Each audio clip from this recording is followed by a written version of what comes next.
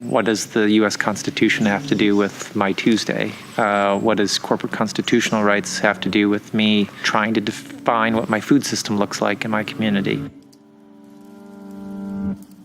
You know, we have a little graphic that shows a triangle with all these species, and society has seen man at the top of that. This is basically what we're trying to do. Rights of Nature views it more as a circle, and we are part of that web of life. And that means actually seeing nature not as a thing, seeing nature not as property, but seeing nature as actually having rights, and that we as people have to defend the rights of nature, the natural ecosystem, the natural communities.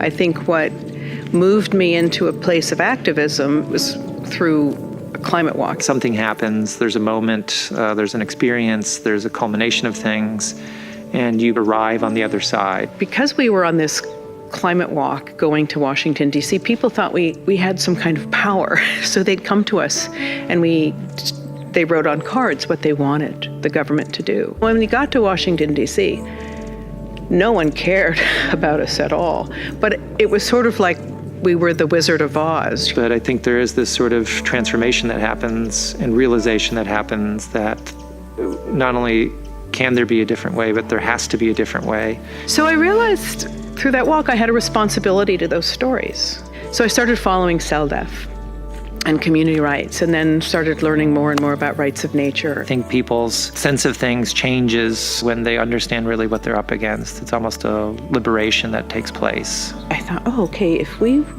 recognized the rights of the Salish Sea, that brings all those efforts, that can bring all those efforts into one unifying frame and allow us to go forward. Both for the love of the sea for themselves and their community, but they understand that they have a duty to show others what it could look like. We need to be proactive in what we do, and in framing the rights of nature, we hope to shift the way we relate to place, to see ourselves as part of that integral whole.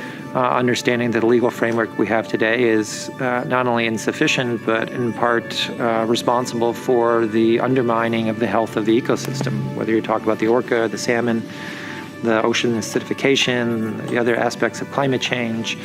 What you're asking people to do is pay attention to the health and well-being of the region they depend on to do their business, to do whatever.